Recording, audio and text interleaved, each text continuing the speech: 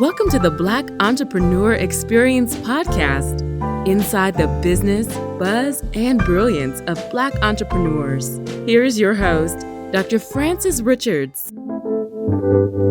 What happens in Vegas goes all over the world on Black Entrepreneur Experience, episode number 272.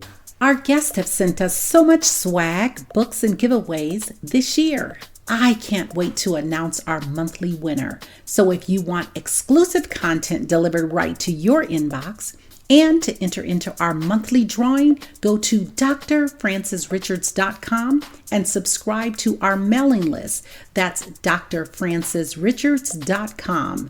drfrancesrichards.com. That's drfrancesrichards.com and subscribe to our mailing list. We promise we will not spam you or sell your information. Thank you for joining us as we elevate the Black entrepreneur experience by interviewing CEOs, thought leaders, innovative thinkers, and Black entrepreneurs across the globe. I'm your host, Dr. Frances Richards. Honored by President Obama as a White House champion of change for technology inclusion, a social entrepreneur and founder of iUrban Teen, co-founder and launched Black Women in STEM 2.0. Welcome, Deena Pierott. Welcome. Thank you for having me. I've given our audience such a brief bio. Why don't you fill in the blanks and share with our audience what you'd like them to know about you and your business? Oh, okay. Gosh, it's so much. I hope I don't take a whole lot of time. I'll try to synthesize a lot of it. I call myself a social entrepreneur. So everything that I do, and I have 3 different moving parts, but everything is centered around diversity, equity, and inclusion. And so for iUrban Teen, which is our STEM plus arts program, it's creating these equitable pathways for youth, for middle school and high school students. And how do we share information? How do we help them succeed in their future? We're there for the long haul, with these kids and these families. And that's what actually, got me honored in the White House in 2013, as a White House champion of change for technology inclusion, is that program. I was also honored in the Lincoln Center in New York that following year because of this program, and have been in several magazines, Essence Magazine 3 times, as one of the top 50 Black female founders, top 15 Black women in STEM, those type of honors because of this program, which is now in 4 states, and we're looking to expand into other states here soon. And even internationally, we're hoping to launch in London in 2022. So keeping my fingers crossed for that. Talk about the work that you're doing and the interception to your path. How did it collide? How I started this, I've always been a bridge builder. I've always been someone to share what I've known with other people. And so what started this trajectory of iUrban Teen, I was a commissioner here in the state of Washington on the Governor's Commission on African American Affairs. And all of our ethnic commissions were talking about the opportunity gap issue, especially for male youth of color who were falling through the cracks, being marginalized, disenfranchised, all those things that can happen. And so I immediately, being an entrepreneurs always try to find something to fix or try to find a cure for something. And so I immediately started working in my community on how can I put a dent in this disparity. So working with families, making sure that they knew about the Running Start program, where students can also they can graduate high school and also have a college associate's degree. Well, the issue is a lot of school counselors weren't telling our Black and brown families about that opportunity. So it was sharing that information. Then I was asked to participate on a Chief Information Officer Council in Portland. And so when I went to the very first meeting, I realized instantly when I walked into the room, I was it for diversity. It was a room full of white men, power brokers in technology and STEM. And so when I sat down, the luncheon started, I started thinking, I said, so over here we have these youth are being disenfranchised, marginalized, all these things, not graduating high school. but clearly not having any clear pathways or exposure to. But here in this room is where the future lies. This is where the money is, in technology and STEM. So how do I bridge this divide? And so I thought up iUrban Teen during that lunch meeting. And 6 months later, we started with the very first summit that we had with the help of some of those men that were in the room. And I knew from that first event that we had to keep going. It was something pretty magical that we had started. And that was back in 2011, October 2011. And it's been 10 years and we're still going strong, working with over 10,000 youth now. And we have, since we're so family focused, meaning you might come to one of our events, you might see grandparents there with that child, parents, aunt, uncle, big brother, big sister, cousin, somebody is there supporting that youth. So we always say we honor the families by inviting them in. So we've become our own ecosystem within iUrban Teen, truly grassroots, but now finally, after so many years, thriving. So that's how and why I started, this program. I saw a need and I filled that void. Someone's listening and they're like, I want to know more, and how can I be involved? Mm-hmm. We always need volunteers, folks, to help us move this. I say we need people on this journey to help build this yellow brick road for these kids, right?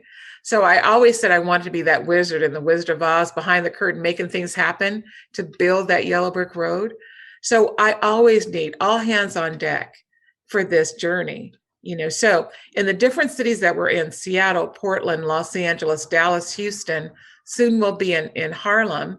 We're also launching a full summer program in partnership with Southern University in Shreveport, Louisiana. I need people there to help us build this because we're not fully funded the way we should be. So I can't hire, staff upon staff. So I heavily rely on volunteers and people who have a passion for creating opportunities for youth. Those are the people that I look for to be engaged in iUrban Teen. And you can anyone can go to our website. It's www.iurbanteen.org.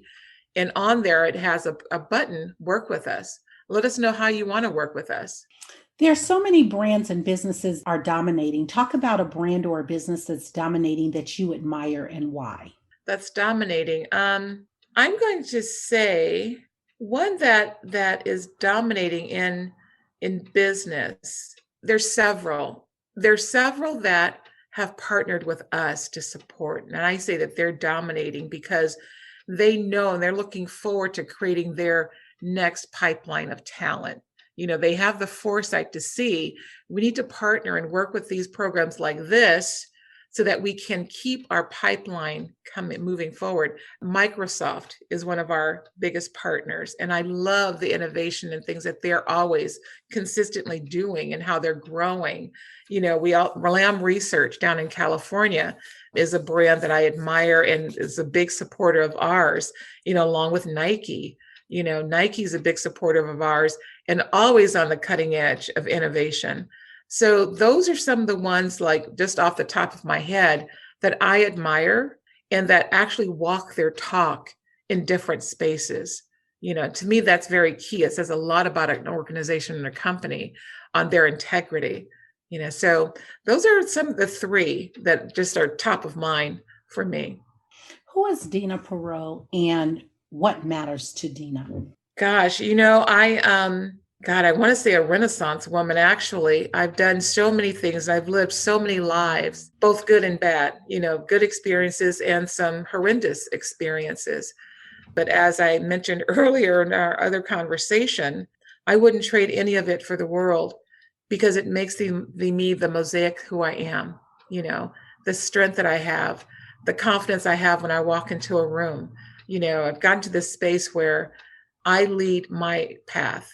I don't have to listen or get permission from others to walk in my path. There's a power in that, and there's a power in owning that. So now the other part of that is I'm a constant learner. So I'm consistently learning about who I am, right? What do I want to see myself doing in the next 5 years, next 10 years? But I know that I'm the architect of that. I design that. So it's learning about what's out there for me to learn more about and to get more involved in. And I think, I talk to a lot of women over 50 who think that they're, okay, that's it for me. We're not relevant anymore, or whatever. And I say, no, you're always prevalent. There's things that we can still do and still build. Me at 62, I keep thinking, okay, what's the next thing for me? Right? What can I invent? What can I create? So I'm a constant learner. Will always be that constant learner and that constant builder. You never lose your creativity, and for me, I never lose my curiosity, and I think that's so vital for us, especially for those of us over 50. Talk about self-care. What does self-care look like for Deena? Now I'm learning that. I'm learning that because I feel that it's so important. I had to really kind of take a deep dive and soul search on. I'm spending so much time in these business spaces, and building and building and building. But I have to be more intentional at carving out time just for me, right? For that self-care piece. Because the more healed I am, both in a physical and mental space, the better for my organizations. Because I will tell you, I was close to total burnout. And that's what really made me take time and inventory on, why am I doing this so hard? There has to be an easier way to do this. And there has to be a way for me to intentionally put me first, instead of everyone else. I need to start thinking about, how do I put Deena first? So that's a constant. Again, I'm a constant learner. That's something that I'm learning. But in the mornings, taking time, like I said, I was saying to you before also, in just being quiet. So in the mornings, taking time to be still, going out, doing my walks. I live right on a beautiful lake, going out there, walking on the lake and just being quiet. So that's the start, my baby steps of my self-care, and drinking more water too, and not eating the candy. So yeah, I'm on a path. I'm on a path. Talk about pivoting and the pandemic. Now that was a pivot. That was a heck of a pivot. Everything that we do with iUrban Teen is live, in person. We have the kids working in a collaborative style, all of that. I never wanted online anything for them. So we're kind of old school, new school in a way. Well, when the pandemic hit and all of my programs were being postponed, nobody knew what to do, I had to quickly pivot, and within 3 weeks created online content, for iUrban Teen and for our youth and families. So that started our Mindstream platform. It's called mindstream.online, and started marketing that, and it's going extremely well. I mean, we've got funding for the program, online e-learning platforms, et cetera. But what is really a blessing for us is how now we have students from all over the world that are part of the iUrban Teen family because of this online content. We have students from London, from Tanzania, from Brazil, from India, from Korea, and Canada, all throughout the United States, that are taking our online programs. And we're having a big virtual summit on the 22nd of May. And it filled up overnight, because of the visibility that we've gotten because of our online learning modules. So it was a good pivot for us, even though it was shocking at first. But sometimes I always say opportunities arrive in the midst of a dilemma. And that was a dilemma, but that was an opportunity for us to pivot and to create something, else, another wing of iUrban Teen. Talk about the worst moment in business and what was your takeaway? The worst moment in business. I would say, the worst moments in business for me was like losing a contract or not getting a grant that I was hoping for that could have really elevated our program. But for me, mentally, the worst thing that happened to me in my business, and it was more of my life, was when my mother passed away suddenly. And that was right when my business, Mosaic, was starting to really thrive. So my mother developed dementia back in 2007. I left my company that I was working with to start a business, take care of my mother. And so I am so competitive with myself. I don't compete with other people. I compete with myself. And how do I make the next thing better? So I got on this thing where I wanted my mother to see that I did it, that I was successful in this venture while she still knew who I was. And so I started working like a crazed woman. And in fact, this work ethic that I have actually started from that point. But my friends would say, Deena, you're going to kill yourself if you keep at this pace. And I would tell them, you don't understand. I want my mother to see that I did this while she still knows me. I'm on a timeline. I don't know when that timeline is going to be up. And so sure enough, in 2010, on my birthday, I had won the MedWeek Minority Business of the Year award from my organization for Mosaic. And 6 months prior to that, my mother's brain scan showed that her brain was shrinking more rapidly. So in a few months, she would not know me. But at this time, she knew me. And so on stage at the convention center, 1,000 people there in the audience. And my mother, she was there. I did her makeup. She was glowing. This shy, introverted woman was just beautiful.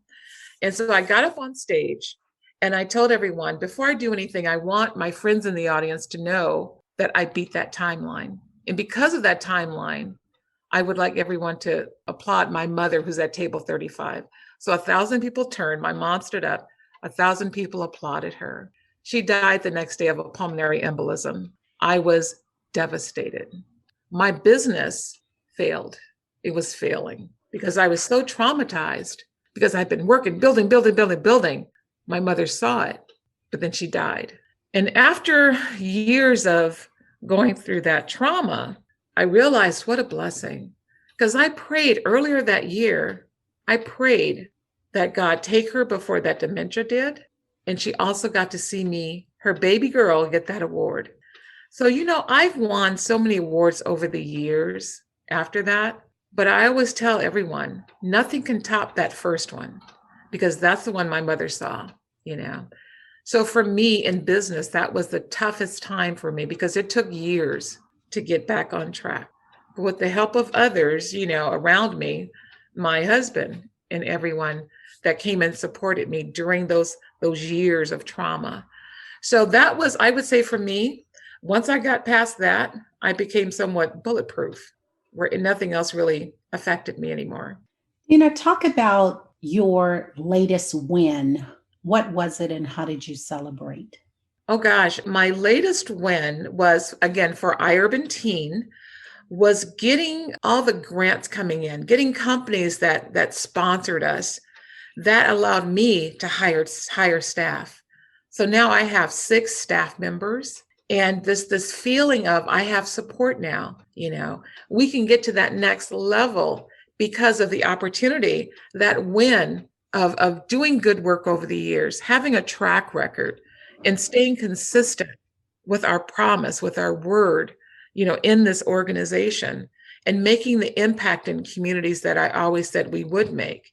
Now we're more visible. So the big win for me is this visibility, the huge partnerships with Microsoft and Lamb and Nike that allowed me, now we talk about self-care, now with having staff, I do have the opportunity where I can practice more self-care. So for me, that was the biggest wins here recently within the last 6 months, was the influx of funding and support. Congratulations. Thank you.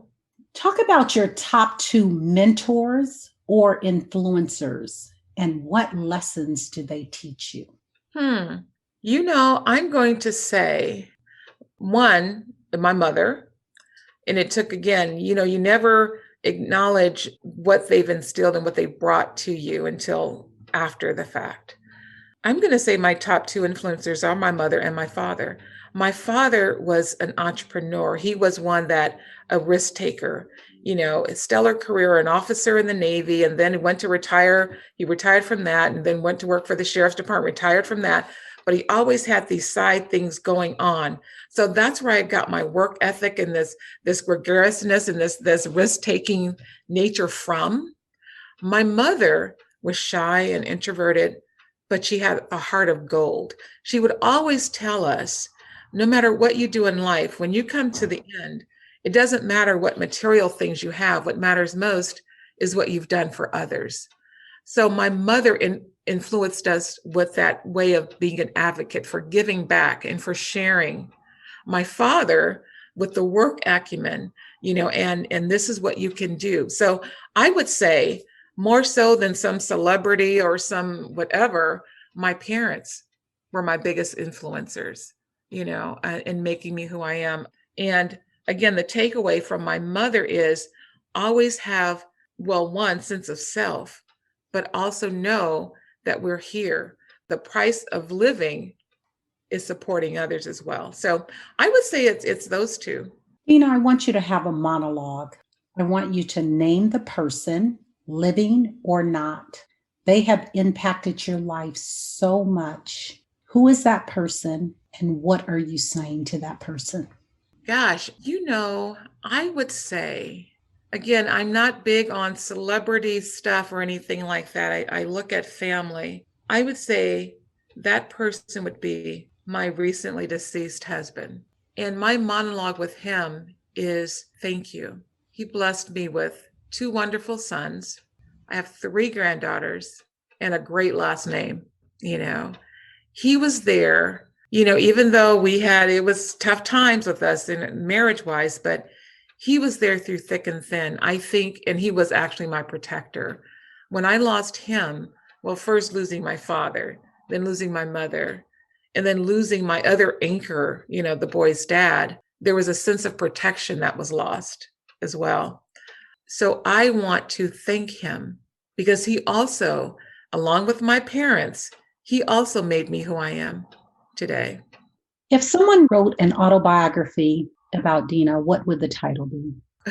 Oh, God, what would the title be? The title, I think, would be, Grit and Grace, because there's the grit of being through so many things and the resilience that comes from that grit. But I also walk in grace.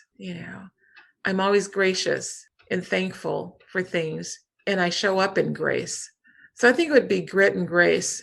And speaking of being thankful, what are you most grateful for right now in your life? I am so grateful. I am so grateful to have an amazing family, my sons, who are such amazing young men. They're very thoughtful. They're very caring. They're good boys. They were always good boys, and they're good men. I'm thankful for my sister, who is now also that rock of Gibraltar for me, that support base, that cheerleader, And when you're in business for yourself and you're doing the things that I do, and you're usually walking down a different path than others, you will get people that are against you. You'll get the haters that are there. You'll get so many closed doors. So it's always so good to have that cheerleader, there. My father was a cheerleader. My mother was a cheerleader. The boy's dad was a cheerleader. And so now I have my sister. Well, no matter what I do, she's there unconditionally for support. I'm so thankful that I have such a strong tribe of friends. It's a close network of them, but I know that they have my best at heart. I know that. I know that they care about me like how I care about them. I have so much to be grateful for and thankful for in my life. Talk about funding and raising capital to start your business. How did you raise the funding? Oh, that was tough. We went almost 9 years without any funding. In fact, when I was out in the White House as a White House champion of change for technology inclusion, there were 7 of us, and we were introducing our organization and all. But at the end of the day, they asked, "What are some of your challenges?" And I said, "Mine is funding. I'm a woman of color with a program that's making an impact, but I'm not funded." But I said, "But I'm here for the long game. I can pull a rabbit out of my hat like nobody can. And these communities are so used to people coming in with a one-time fix and they're gone. That's not going to be us." And that wasn't us. It wasn't until 9 years later when we started getting funding. And it's interesting because it's almost like money begets money. So as soon as everyone heard that the Seahawks and, Bobby Wagner and Seahawks, gave this money to iUrban Teen, they were like, "Who's iUrban Teen?" Then here comes the other organizations, so I'm very thankful for that. But the first 9 years where it was really, really tough, I had to a lot of times pay out of my own pocket to have events, or we would have our our council members, they would get their companies to sponsor an event, but it was just that event. It wasn't the overhead, it wasn't the infrastructure build, none of that, which we are just now creating now. So it's like I feel like we're a 10-year startup. So it was extremely tough, especially, for you being a Black female founder. What is the best decision you've made as a leader? The best decisions that I've made as a leader is to actually, with the staff that I have now, is give them agency on the work that they do. Once they do know the brand and understand the culture of iUrban Teen as a whole, I don't like to micromanage. I like people to have ownership of their work. So the best decisions that I've made is to step back and give them agency and ownership, of the work that they do within iUrban Teen. The word is listening. What is that resounding sound or message that your generation is saying that we should listen to? Well, I'm in that baby boomer generation. I think, and I'm getting ready to write an article too, or almost finished with an article on passing the baton to the next generation, to this younger generation of leaders.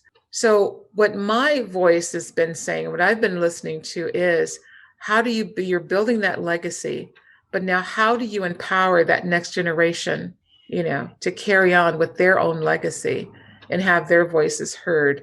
So that's some things that I'm thinking of and listening to now, besides the part of living life, and self-care and all that kind of stuff, that I need to really internally listen to more often. Speaking of legacy, when it's all said and done, how do you want to be remembered?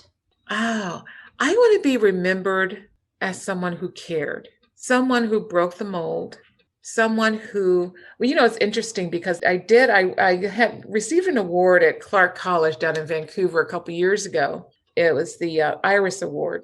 And so when I was on stage, and my son and my granddaughters were there, and I realized when I was doing my acceptance speech that they never seen me get an award because they've usually been someplace else or whatever. And so a lot of times I just do speak from the heart. So I never have prepared anything. But I looked at my oldest granddaughter and I asked the audience, could I take a moment to give my granddaughter a message? And they shook their head yes. So I asked my son to put Layla up on stage. And when she was on stage, I told her, I said, Layla, I hope that one day you'll understand why your grandmother's being honored here tonight. I also hope you understand the pathway that I'm trying to create for you. I said, Layla, we're standing on our ancestors' shoulders, our ancestors who were slaves. So it's our responsibility in this life to lead it with dignity, grace, and integrity. Can you promise me you'll do that? And she shook her head, said yes. And I told the audience, I said, ladies and gentlemen, in 20 years, she'll be the one here receiving this award. Let's give her a round of applause. So when I think about legacy, I think about them and the legacy that I'm trying to build and create for them, as well as the 10,000 youth in iUrban Teen. And what can we do right now to support iUrban Teens? What you can do right now, audience, is go to that website and hit that donate button because we still need donations. But more so than that too, if you're in any of the cities that we're in, reach out to me, say you want to help, you want to volunteer with us, you want to open a pathway for us with your organization. There's so many things that we need because I still feel like we're still growing. We're still in need of so many things.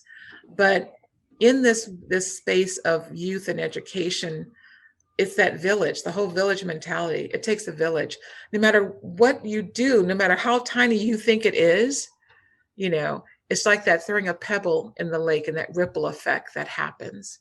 So even if you just show up and help at a registration desk one day, you're helping me. So there's any kind of way that you see fit to help us, come join us. What problem exists in the world today that you'd like to change? Oh gosh, the whole thing with hate, the racism, the hate, all of that stuff is really bothering me. And there always seems to be no end to it. So in my perfect polyisha world, it would be, how do we learn to live and cohabitate this world as humans? Nothing else, no race, no color, but as humans in this world. It's not going to happen in my lifetime. I know that, and that's the sad part. But hopefully in a couple of generations, we'll be closer to that perfect society. What do you dream about often that you have not done that you would like to do? It's travel more, travel internationally. I want to get that in. I'm going to get that in. The first time I had been out of the country was when I spoke in Prague. I did a keynote for a tech company in Prague as part of their diversity arm of their organization. And it was so enlightening, and it was such a fabulous feel. I flew from there to Paris while I was over there and all. But again, it was on business. It wasn't like I was just doing it for vacation. So my thing, what I want to do is become a global citizen. I want to go travel to all these international companies and see what it's like in those cities, in their countries. So that's what's on my bucket list, to do. What is your weakness as an entrepreneur? Well, I would say, and some view it as a strength, but I think my weakness can be, I'm an empath. So having that empathy and wanting to help everyone can be a hindrance at times, because I'll get off track and off focus. I'll focus to try to help someone. So I can, in a way, see that as a weakness, because I have to get back on course and grow this business and organization without stopping to, oh, wait a minute, let me fix this for this person. So one of my weaknesses, I feel, is wanting to fix something all the time, wanting to help people. So I would consider that as well as chocolate, girl. Chocolate is my weakness. Okay. So between chocolate and trying to fix the world, those are my two weaknesses. And what is your zone of genius? Is my ideation, how quickly I can create things. I've always been an idea generator, and being able to delve in between the creative and analytical space where I can actually conceptualize something, design it, weigh the pros and cons, and implement it. A lot of people who are creatives can't do all those different elements like that, where I can. And so that's what I call my genius, along with my ADHD. That's my superpower. Talk about business continuity. What is your highest risk as a business owner? For this nonprofit, my highest risk is, I feel, is not delivering on our promise, of the different programs and working with the youth. To me, that's one of my highest risks, as well as, something I always worried about, and I always think about safety, especially when you have so many of the racial things happening, is the safety of youth at our programs. When we have our large live summits where we have up to 200 students or kids in a space, what happens if, someone came in, and caused issues and problems, with the gun violence. So that's always been a risk factor for me. But working with the FBI and different, agencies on what are some steps and things that we can take to try to provide safety. Safety means different things for different people. And I don't think you can be 100% safe. But for me, that is the highest risk, is any of our kids getting hurt in our program. Talk to a younger Deena. What advice would you give? Oh gosh, the advice that I would give that young Deena is, you're going to be okay. Believe more in yourself, in your abilities, and seek mentors. I wish that I had the sense to have mentors around me when I was young and in my 20s, that someone would have seen this entrepreneur side of me that I didn't realize I had until in my 50s, because I didn't start my businesses until after 50. But I was always that person in the workplace. And that's where I say I delve in between the analytical and creative. I was born creative. So I was working in these spaces that was more on the analytical side, but I was the one always trying to create something and shake up the workplace by creating this stuff, right? I wish someone would have saw that earlier. I would have been a lot further than I am now if someone would have acknowledged that, if I would have acknowledged it and had mentors. So there's so many things. And I think that's why I'm working with these youth and having them understand the strength and the beauty of having mentors and having people help to be that toolkit in your tool chest to help you down that pathway. So those are some of the things that I wish that I could tell my younger self. That I'm telling myself now, because I said, you're always a learner, no matter how old you are. I'll always be a consistent learner. Advice you wish you had followed. Now I'm not going to say this one. Advice I wish I would have followed. It's so many people saying so many things when I was younger, but I think the advice that I wish I would have followed was to, one, take better care of my health and exercise. When I was in my 20s, my father was a big advocate on taking care of yourself, and diabetes ran so heavy in our family. He was always telling me in my late teens and early 20s to take care of my health, eat right, exercise, all of that stuff. And I didn't, as I didn't listen. So for part of the advice I wish I've listened to was taking early on self-care, much earlier in life than now. What book would you recommend and why? Oh, I just finished reading Cicely Tyson's book. It was so interesting listening to her, and it was an audiobook. So she's actually speaking at the beginning of the book, but then someone else is narrating it. But it's so interesting listening to her journey and then realizing that her journey is not that different than a lot of our journeys. We keep people in such high celebrity status that it helps you realize that their world is our world. They have the same issues we have, the same problems, the same loves, the same kind of hates. So it made her, to me, more human, more of, well, there's a connection between her and the others, Oprah, whomever else, a closer connection that we think. So I would highly recommend that book just to learn more about her, itself. That came to mind because I just finished the book like 2 weeks ago. Someone is listening to this interview and they're saying, wow, I want to start a nonprofit. What advice would you give them? The advice I would give is make sure you want a nonprofit, or do you want a for-profit? There's a lot of limitations that you have with a nonprofit and all. There's so many measures, there's so many things that you have to document. And so it can be a harder lift, because I have both a nonprofit and a for-profit. The for-profit is much more easier to navigate. With a nonprofit, you have to get boards, you have to do this and the other, and realize that it's not yours. It's a public held organization. It's not yours. A board can kick you off of your own nonprofit at any moment, so just be mindful of those things. Yes, it's easier to get grants and all of that.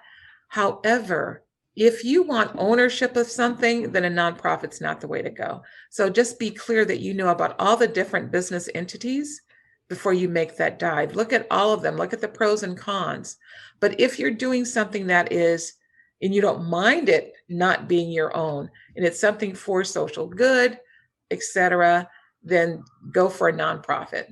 And something that that maybe you can walk away from, once you get it up and going or whatever. But it's not something that, again, that if you want total control of, a nonprofit's not the way to go.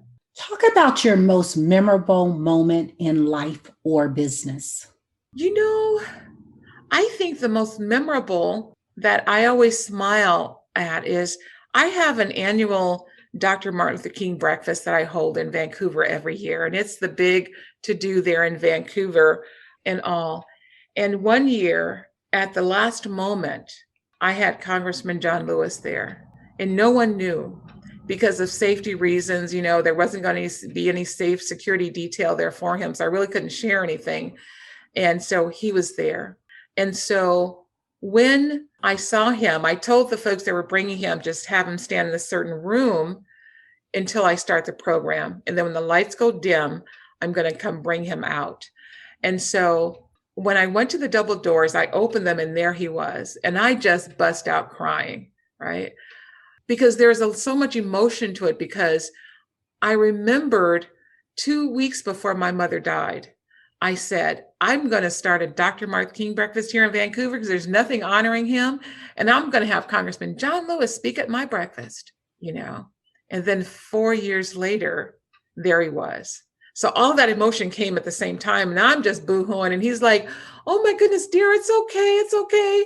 And I'm like, you don't understand the importance of this, right? And so just talking to that man and how incredible it was at that moment to have him there at a Dr. Martin Luther King breakfast.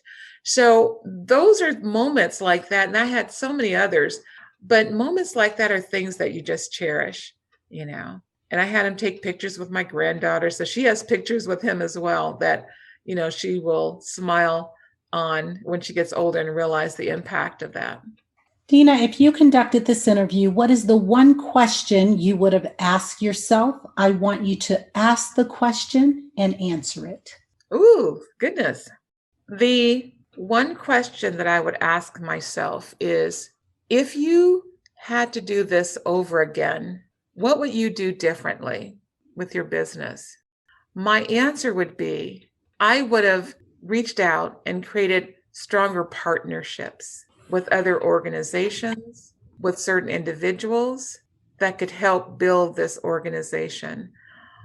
I was so used to working as the Lone Ranger that I did not understand the beauty of partnerships and relationships.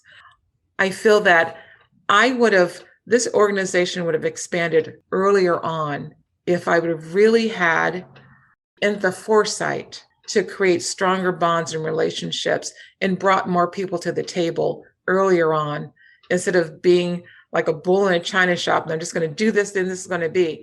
It took years to understand the power in relationships and partnerships. We've come to the part of our interview. It's called Fun Facts Lightning Round. I'm going to ask you a series of questions and I want you to give me very quick answers.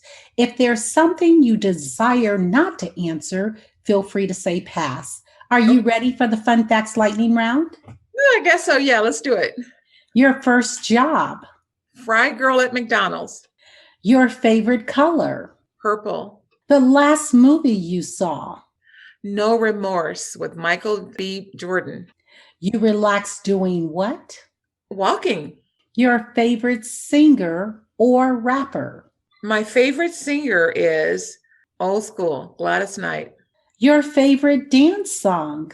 My favorite dance song, Groove Line by Heatwave. What food you eat every week, no matter what? Pizza. Your favorite month? December.